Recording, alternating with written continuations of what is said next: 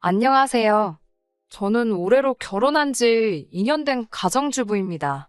돈이 웬수라는 말을 들어는 봤지만 그게 제 이야기가 될 줄은 상상도 못했네요. 아무래도 돈 때문에 이 모든 사단이 시작되었으니 돈 이야기를 빼놓을 수가 없겠네요. 결혼 전 저는 마케팅 회사를 다니고 있었는데 월 수입은 300 정도였어요. 남편의 경우 출판사를 다니고 있었고 월 수입은 저와 비슷하거나 적거나 그랬습니다. 저희 둘이 만나게 된 건 서로 알고 지내던 오지랖이 넓었던 작가의 소개 덕분이었고요. 아무래도 둘 다 결혼 정년기에 만났기에 사귄 지 6개월 정도 되었을 무렵 이미 결혼 이야기가 나오기 시작했어요. 솔직히 저는 좀 더 시간을 갖고 만나면서 천천히 따져보고 싶었는데 남편은 이세를 생각해서라며 하루라도 빨리 결혼을 하고 싶어 했었어요. 남편의 적극적인 태도 덕분에 알게 된 지 1년도 되지 않아서 결혼식까지 올렸는데 지금 그게 너무 후회가 되네요. 결혼할 때 남편은 요즘은 다들 그렇게 한다며 반반 결혼식을 하자고 하더라고요. 솔직히 그때는 둘 다 벌이도 비슷하고 하니까 반반 결혼식이라는 게 솔깃하게 들렸습니다.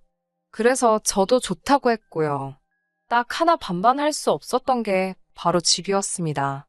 시부모님의 재산 상황이 남편이 알고 있는 것과는 많이 달랐거든요.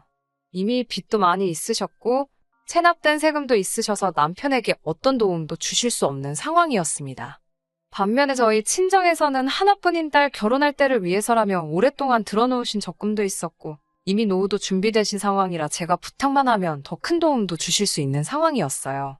그 사실을 알고 있던 남편은 반반 결혼을 외치면서도 집만큼은 저희 친정 도움을 받았으면 하는 눈치였습니다.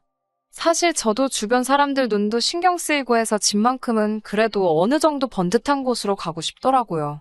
그래서 집만 빼고 나머지는 다 반반으로 하게 되었습니다. 친정 부모님은 대출을 좀 받더라도 아파트를 매매하라고 하셨는데 남편이 은근히 공동명의를 바라는 눈치더라고요. 대출은 같이 갚아나갈 거 아니냐면서요. 하지만 저희 친정부모님이 이미 집값의 70% 가까이를 현금으로 내주시는데 고작 30% 대출금을 같이 갚는다는 이유로 공동명의를 해주는 건 말이 안 되지 않나요? 저는 남편에게 당장 공동명의는 안 된다고 했습니다. 그러자 남편은 저더러 후회하지 말라 했지만 그 말이 그런 뜻일 줄은 상상도 못했습니다. 친정부모님이 집을 해주셨기 때문에 공동명의를 안 해주려고 한 건 아닙니다. 남편의 적극적인 구애 덕에 짧은 연애 후에 결혼을 하게 되었기 때문에 대부분 친정부모님이 해주신 거나 마찬가지인 집을 시작부터 공동명의로 하고 싶지 않았을 뿐입니다. 그래도 30%가 대출이었기 때문에 얼마 안 되는 이자겠지만 그래도 같이 벌어서 같이 갚아나가는 금전적인 신뢰를 쌓고 대출 상환이 끝나는 시점에 공동명의로 돌려줄 계획이었어요. 그런데 남편은 신혼여행에서 돌아오자마자 폭탄 선언을 하더군요. 집을 공동명의로 해주기 전까지는 자기도 혼인신고를 안 올릴 거다. 그리고 집 명의는 공동이 아닌 당신 개인으로 되어 있으니 공동명의로 바꾸기 전까지는 당신 소유물이나 마찬가지니 대출금은 혼자서 갚았으면 좋겠다고 말이에요. 그렇게 저희는 각자 월급에서 생활비 명목으로 100만 원씩 각출하여 200만 원을 공동자금으로 쓰는 결혼 생활을 시작했습니다. 명목상으로는 반반 결혼을 했기 때문에 생활비도 정확히 반씩 나눠서 내고 남은 돈은 자기가 직접 알아서 관리하기로 했어요. 그런데 처음 1년은 아무런 문제도 없다가 제가 실직을 하게 되면서 상황이 안 좋아졌습니다. 제가 다니던 회사가 갑자기 부도가 나면서 어쩔 수 없이 회사를 나와야만 했습니다. 다행히 처음 몇 달은 실업급여를 받았기에 그럭저럭 버틸 수 있었어요. 하지만 그럼에도 불구하고 남편이 외벌이가 되니까 눈치 아닌 눈치가 보이더라고요. 게다가 실업급여로 생활비하고 아파트 대출금 내고 나면 정말 제 손에 남는 건 몇만 원뿐일 때도 있었고요. 다행인 건 그래도 그동안 비상금이라고 모아둔 돈이 있어서 그럭저럭 버틸 수 있었습니다. 그러다 몇 달 전 실업급여도 끝이 나고 제가 따로 모아둔 돈도 거의 바닥을 보일 때였어요. 왕래는 자주 한 적 없었지만 사촌 여동생이 결혼을 한다고 하더라고요. 아무리 그래도 어릴 적에 저를 잘 따르기도 했고 명색이 제가 사촌 언니인데 아무것도 안 할 수는 없어서 뭐 큰 건 해줄 수 없어도 축의금 얼마 정도는 해야겠더라고요. 남편에게 다음 주에 사촌 동생 결혼식이 있어서 이만큼 축의금을 내려고 한다고 이야기를 했더니 남편이 눈을 동그랗게 뜨고 정색을 하면서 저를 쳐다보더라고요. 그러더니 그걸 왜 나한테 말해? 이러는 거예요.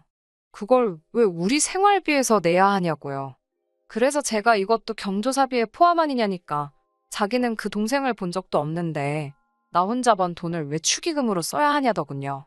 그래서 제가 평소라면 내가 그냥 내 돈으로 하겠지만 지금은 당신도 알다시피 내가 수입이 없으니까 생활비에서 내자고 그랬어요. 이때부터는 그리고 솔직히 치사하고 더러워서 알았다 내가 낸다 하고 말 수도 있었지만 남편 말하는 꼬락서니를 보고 있으니 그냥 넘어가기가 싫더라고요. 도대체 뭐 이런 인간이 있나 싶어서 저도 따지고 들었습니다. 이때 이미 저도 치사한 기분이 들었고요.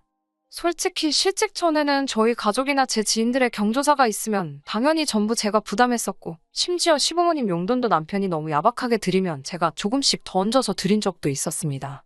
저는 당연히 부부니까 이런 걸 하나하나 언급하면서 생색내기도 싫었고 그럴 필요도 못 느꼈어요. 하지만 남편은 저와 다른 어떤 기준이 있었나 봐요.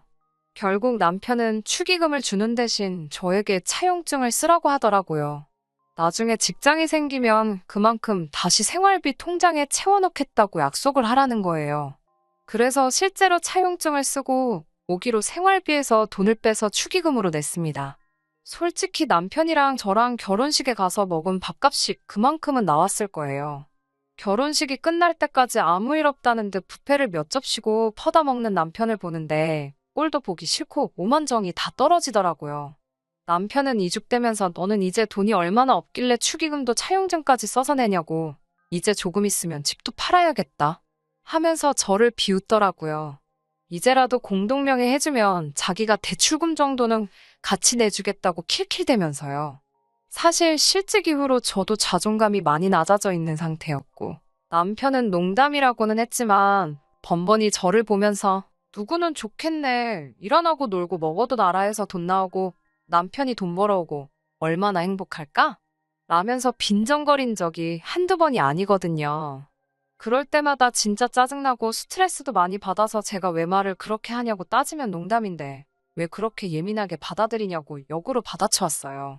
그러다 보니 내가 진짜 지금 예민해서 별거 아닌데 과민 반응하는 건가? 내가 문제인가? 그런 생각까지 들더라고요. 그런데 이번 경조사비를 따지는 과정에서 남편의 가치관과 사고방식이 원래 그 모양이라는 걸 알게 된 거죠. 거기에 아직도 진명이 문제로 저한테 앙심을 품고 있다는 사실과 아직도 호시탐탐 아무것도 하지 않고 진명이를 공동명의로 돌리고 싶어 한다는 걸 알게 되었습니다. 그날 이후로 저는 무조건 일단 직장부터 잡아야겠다는 생각이 들었습니다. 사실 실업급여도 있고 하니까 좀 시간을 갖고 마음에 드는 회사를 찾아서 신중하게 지원하고 싶은 생각이었어요. 그때만 해도 남편이 저를 믿고 지지해주는 줄 알았지. 속으로 저렇게 쪼잔하고 치사한 사람인데다가 아파트 명의를 노리고 있는 줄도 모르고 그저 저를 응원해주고 있을 거라 믿었거든요. 실직한 동안 사실 아이 계획도 갖고 해서 다른 의미로 안정적인 정착 같은 장기적인 목적을 갖고 생각하고 있었는데 남편의 실체를 알게 되면서 제 계획도 달라지게 되었네요. 하지만 이혼까지는 생각하지 않았습니다. 어떻게 참교육을 시켜줄까 그런 생각만 했었어요. 이혼도 사실 상관이 없었죠. 남편이 공동명의를 미끼로 혼인신고조차 올리지 않은 상황이었으니까요. 딸의 안정적인 정착을 위해 배출어주신 부모님의 호의가 이 남자에게는 제가 자기한테 미쳐서 집도 해오고 결혼 비용도 반반씩 하고 생활비까지 가져다주는 그런 사람인 거라 생각했다는 겁니다. 아무튼 그런 와중에 전 직장에서 저를 예뻐라 하던 선배의 소개로 다른 마케팅 회사의 경력직으로 입사를 하게 되었습니다. 도중에 이야기가 잘 돼서 월급이 상당히 많이 올랐어요. 남편은 제가 다시 돈을 벌기 시작해서인지 예전처럼 자상하고 아무 일도 없었다는 듯 저를 대했습니다. 남들이 보기에는 참 잘 지내는 것처럼 보였을 거예요. 저도 속으로 안심을 하면서도 한편으로는 또 만약에 저한테 무슨 일이 일어난다면 저 사람은 똑같이 내 걱정이나 내 체면보다 내가 가지고 있는 아파트 명의부터 신경 쓰겠지? 하는 생각이 들기 시작하니 조금씩 남편이 불편하게 느껴지더라고요. 그러다 얼마 전 제가 다시 출근하기 시작하고 한두 달 정도 됐을 무렵이었어요. 새로운 직장과 사람들에게 적응하느라 스트레스가 상당했지만 그래도 다시 고정적으로 돈 들어오는 곳이 생기니까 자존감도 살아나는 것 같고 몇 달이었지만 참아야 했던 것들도 다시 할 수 있게 된 현실에 감사하며 지내고 있었습니다. 그러던 와중 신우에게 연락이 왔습니다. 참고로 신우와 저는 그렇게 가깝지는 않습니다. 남편보다 4살 많은 신우는 남편이 자기보다 먼저 장가가는 거에 불만이 굉장히 컸다고 들었어요. 하지만 시댁에서는 이미 딸도 노처녀인데 아들까지 노총각은 만들 수 없다며 순서가 무슨 상관이냐고 준비된 사람부터 가라고 했다고 들었습니다. 아무튼 그렇게 신우와 저는 좀 껄끄러운 사이인데 신우가 웬일로 저에게 연락을 해온 거예요. 그래서 제가 무슨 일이냐 하니까 자기가 결혼할 사람이 생겼다고 하더라고요. 비록 친하진 않아도 어쨌든 신우가 시집을 간다고 하는데 저도 기뻤고 축하한다고 했어요. 그런데 신우가 하는 말이 그래서 말인데 돈 좀 빌려줄 수 있냐고 하더라고요. 그래서 제가 놀라서 무슨 돈이요? 하고 물으니 결혼하기로 한 남자 쪽에서 5천만 원을 요구하더라는 거예요. 그래서 제가 아니 결혼하는데 왜 돈을 요구를 하냐고 물으니까 남자 쪽이 조건이 좀 좋아서 그렇다네요. 그래서 그럼 시부모님한테 물어보시지 왜 저한테 그러시냐 하니까 저더러 시댁 사정 알면서 왜 그러냐고 그러더라고요. 그래서 아무리 그래도 저한테 왜 말씀하시는 건지 모르겠다고 하니까 자기 남동생 그러니까 제 남편이 한번 물어보라고 그랬다는 거예요. 그래서 신우에게 일단은 죄송하지만 저는 그럴 여유 자금이 없다고 말해줬어요. 그날 저녁은 남편이 야근을 하느라 이야기를 못하고 다음 날이 되어서야 이야기를 하게 되었어요. 저는 도대체 신우가 무슨 소리를 하는 건지 모르겠다고 정말 당신이 나한테 돈 빌려달라고 하랬냐고 물었습니다. 그러자 남편이 한다는 소리가 제가 직장 안 다니는 동안에도 생활비 안 밀리고 잘 내놓길래 어디 믿는 구석이라도 있는 줄 알았지 그러더군요. 남편의 그 말에 저도 모르게 한숨이 나오면서 그때 축의금 가지고 나한테 차용증까지 쓰라고 한 거 기억 안 나냐고 물었더니 남편은 맞다. 그랬지. 그러면서 그건 채워 넣었나 이러는 거예요. 제가 진작에 채워 넣었다고 말 돌리지 말라고 하면서 어쨌든 나 돈 없다고 딱 잘랐습니다. 그러자 남편도 갑자기 뭐가 기분이 나빠졌는지 근데 축의금 이야기를 지금 왜 꺼내냐면서 저더러 그때랑 지금이랑 경우가 같냐고 오히려 적반하장으로 나오더라고요. 그래서 제가 뭔 소리 하는 거냐고 뭐가 다르냐고 둘 다 돈이 문제인데 이러니까 사촌은 남이나 마찬가지지만 신우는 한 가족이라고 말도 안 되는 문언니를 또 펼치더라고요. 그러더니 그러지 말고 찾아보니까 우리 지금 사는 아파트도 많이 올랐는데 아파트 담보로 대출 좀 받아주자 이러는 거예요. 제가 실업급여로 꾸역꾸역 대출금 갚는 걸 보면서도 이 집은 제 명이니까 자기는 공동명의 해주기 전까지는 곧 죽어도 못 내준다던 남편입니다.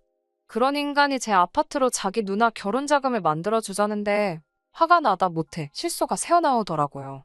그러면서 저는 이혼만이 답이라는 확신을 얻게 되었습니다.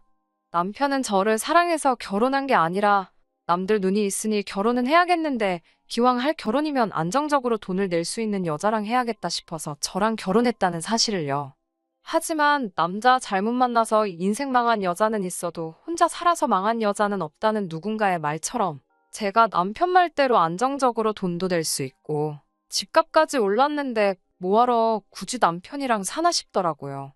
저 혼자 잘 벌어서 잘 먹고 잘 살면 되잖아요. 아무 말도 안 하고 제가 실실 웃고 있으니까 남편이 뭔가 이상했는지 제 눈치를 살살 보더라고요. 저는 남편을 쳐다보고는 이혼하자 그냥 그랬어요. 남편은 자기가 잘못 들었나 싶었는지 뭐라고? 이모한테 물어보자고? 이러는 거예요. 그래서 제가 이혼하자고 자기 짐 챙겨서 나가라고 이 집에서 그랬습니다. 그러자 남편은 오히려 어이가 없다는 듯 참나 무슨 신우 결혼자금 빌려주잔다고 이혼을 하자고 하냐면서 저더러 이까짓 아파트 있다고 이상하게 생색을 낸다 하더라고요. 그래서 나 생색 내는 거야. 너는 이까짓 아파트도 없잖아. 이까짓 아파트에 네 돈 10원도 안 들어갔잖아. 이 10원짜리만도 못한 인간아. 라고 소리를 쳤어요. 그러자 남편이 말이 너무 심한 거 아니냐면서 알았다고 그만하라고 하더라고요. 그래서 나 지금 농담하는 거 아니라고 그냥 당장 짐 싸서 나가달라고 했어요. 남편은 이혼이 무슨 애들 장난이냐고 짜증을 내면서도 점점 뭔가 상황이 심각하게 돌아가고 있는 걸 눈치챈 모양이었어요. 슬슬 제 눈치를 보더라고요. 저는 남편에게 이제 알겠냐고 너가 공동명의 안 해주면 부부가 아니라고 한 덕분에 우리 아직 혼인신고도 안 올려놓은 거 몰랐냐고 말하니 남편 얼굴이 사색이 되더라고요. 결혼기간이 짧다고 한들 이혼하게 되면 재산분할 청구 소송이라도 할 수 있었을 텐데 이런 상황이라면 집안에 있는 객검 하나도 가져나오지 못할 걸 뻔히 알고 있으니까요. 남편은 결국 저에게 미안하다고 사과를 하더라고요. 미안하다고 끝날 일이었으면 저도 이렇게 화를 내지 않았을 테죠? 일단 신우한테는 당장 전화해서 돈 해주는 건 어려울 것 같다고 제가 보는 앞에서 말하라고 했어요. 전 그렇게 가족을 도와주고 싶다면 말리지는 않을 테니 담보대출 같은 말도 안 되는 소리 말고 알아서 직접 대출을 받으라고 했습니다. 사촌이든 가족이든 먼저 네 가족 내 가족 따지고 아내한테 차용증까지 쓰게 만든 사람이 대체 무슨 생각을 했길래 내가 순순하게 결혼하는 신우네 집을 사는데 도와줄 거라는 생각했느냐 따졌어요. 남편은 결국 어디 돈 나올 구석도 없으니 순순히 신우한테 전화해서 돈 이야기는 못 해준다고 제대로 전하더군요. 저는 그 모습을 보고 이제 충분히 반성을 했을 거라 생각했는데 그게 아니더군요. 남편은 전화를 끊자마자 툴툴대면서 이제 됐냐? 라고 저한테 성질을 부리더군요. 적반하장도 유분수지 사과했던 건 전부 진심이 아니었고 반성하는 모습은 하나도 보이지 않았어요. 저는 그래도 최대한 좋게 넘어가려 했는데 시키는 대로 하고 가만히 있었으면 거기서 끝날 일을 가지고 정말 끝까지 구질구질하게 나오더라고요. 됐냐고 물어봤으니 아직 안 됐다고 대답해줬어요. 기분 나쁜 거 티내면서 평소 성질내던 것처럼 문 부서져라 쾅 닫고 방으로 들어가려던 것 같은데 제가 아직 안 됐다고 말하니까 이런 저의 반응을 예상 못했는지 흠칫 놀라서 저를 쳐다보더라고요. 아직도 누가 칼자루 쥐고 있는지 똥오줌 못 가리고 정신 못 차리고 있는 남편에게 한마디 했어요. 이제부터 내 집에서 살려면 월세를 내라고요. 남편이 웃기지도 말라면서 부부 사이에 무슨 월세를 받냐고 하더라고요. 너 때문에 우리 혼인신고 안 한 거 모르냐. 내 명예 내 집에서 얹혀 사는데 네 돈 내 돈 따지고 있으면 그게 룸메이트지 무슨 부부냐고 쏘아붙였어요. 너가 내 남편이라는 확신이 들 때 그때가 되면 월세도 받지 않고 혼인신고는 물론 공동명의까지 해주겠다는 조건을 걸었죠. 하지만 그때까지는 우리는 그냥 동거인에 불과한 남남이라고 우리가 부부라는 확신을 가질 수 있게 처신 잘하라고 했어요. 남편은 자기가 그 상황에서 할 수 있는 게 없으니 또 비굴하게 나오더라고요. 내버리 뻔히 알면서 월세는 무슨 월세냐 하면서 불쌍한 척을 하다가 안 되니 내가 너 아니면 누구랑 결혼했겠냐. 우리가 비록 월급은 따로 관리했을지언정 서로 이 집에서 지낸 시간이 가짜였다고 생각하는 거냐 하면서 정에 호소하기 시작하더라고요. 마음 약해지면 안 될 것 같아서 단호하게 잘랐어요. 당장 이번 달부터 월세 내라고요. 월세를 받는다고 해도 사실 제가 그 돈을 개인적인 일에 쓸 생각도 없었어요. 그냥 따로 저금해놨다가 남편 돌려주던지 아니면 아직 남아있는 대출금 갚는데 쓰고 대출 갚는 게 끝나면 원래 계획했던 대로 이 집에 남편 명의도 올려줄 계획이었어요. 그런데 남편은 뭐가 그렇게도 불공평하다는 생각을 했는지 일주일도 안 돼서 아주 기고만장해서 저를 부르더군요. 그동안 자기가 법을 좀 공부했다고 하더군요. 변호사 같은 법조인을 만나고 온 건 아닌 것 같고 제가 볼 땐 그냥 핸드폰으로 인터넷 좀 뒤적이다가 온 것 같았습니다. 비록 혼인신고를 안 했어도 결혼식을 올렸고 일정 기간을 부부처럼 살았으면 그건 또 부부로 인정된다고 하더라고요. 기고만장해서 하는 말이 오히려 지가 저한테 이혼 소송을 걸겠다고 하더군요. 남편 말에 따르면 우리 사이가 사실혼이 성립되는 거나 마찬가지고 그 관계가 해소되는 경우에는 재산분할이 인정된다고요. 사실 그런 부분까진 생각 안 해봤어서 아차 싶었어요. 그것도 그렇지만 끝까지 저는 남편 고쳐 써먹어보려고 나름 노력한 건데 남편은 오히려 제 명의로 된 이 집을 자기가 분할받을 수 있다는 생각에 아예 이혼을 결심한 것 같더라고요. 참 사람 고쳐 쓰지 못한다는 말이 틀린 말이 하나 없더라고요. 기고만장해서 저런 식으로 나오는 남편을 달래가며 제 재산 지키는 것보다 차라리 이대로 이혼해버리는 게 좋겠다는 생각이 들었습니다. 그러자고 차라리 이혼하자고 대판 싸우고 다음날 저는 실력 좋다는 이혼 전문 변호사를 방문했어요. 남편이 조금이라도 생각을 할 줄 아는 사람이었으면 인터넷만 맹신할 게 아니라 저처럼 직접 행동을 했었을 텐데요. 맞벌이 부부이기는 하지만 혼인신고도 안 올렸고 각자 버는 돈 따로 관리를 했던 게 오히려 남편한테는 독이 되었네요. 대출금을 전부 제가 번 돈으로 갚았어야 했고 그로 인해 남편이 우리 집에서 공동재산 증식에 관한 기여도가 0에 수렴했기 때문에 재산 분할을 받지 못할 거라는 설명을 들었습니다. 거기에 더불어 민법상 부부는 서로에 대해 부양과 협조의 의무가 있는데 제가 직장을 잃고도 남편은 저에게 생활비는커녕 자기 돈을 쓰려면 차용증까지 쓰게 했던 점으로 미뤄 재판상 이혼 사유에 해당해서 제가 위자료까지 청구할 수 있더라고요. 그 사실을 남편에게 말해주니 그제서야 이혼하자는 건 사실 장난이었다는 식으로 얼렁뚱땅 사과하며 넘어가려고 하더라고요. 자기가 저랑 이혼을 왜 하겠냐며. 저는 마음 바꾸지 않았어요. 남편이 보는 앞에서 집안에 있는 남편 옷 가지며 짐이며 다 빼와 거실 바닥에 던져놓고 지금 그냥 말로 할 때 나가버릴래? 아니면 원하는 대로 이혼 소송 걸어서 나한테 위자료까지 뱉을래? 너가 정해 라고 했더니 무릎을 꿇고 제 앞에 몇 번을 빌다가 결국엔 자기 짐을 주섬주섬 챙겨서 나가더군요. 빈털터리가 돼서 나가는 모습을 보니까 조금 안쓰럽기는 했지만 결국 자기가 자기 꾀에 넘어간 거나 마찬가지니 오히려 속은 후련했습니다. 계산 빠르고 욕심 많은 성격 알고 있었지만 저는 남편의 그런 성격이 저희 단점을 보완해 줄 거라 믿었었거든요. 월급 잘 모아서 손해 안 보고 잘 살아갈 거라 믿었던 제가 바보 같습니다.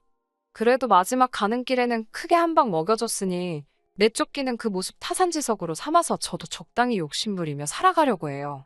그러면 저의 이야기는 여기서 마무리 짓도록 하겠습니다. 끝까지 들어주셔서 감사합니다. 오늘의 사연은 여기까지입니다. 구독과 좋아요, 알람 설정 부탁드리고 더 좋은 사연으로 다시 찾아뵙겠습니다. 감사합니다.